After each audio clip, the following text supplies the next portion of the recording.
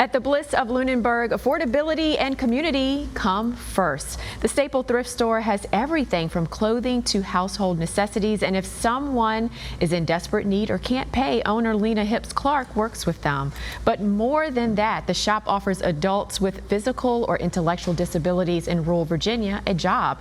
And now, for the first time in a decade, Clark is turning to her community for help.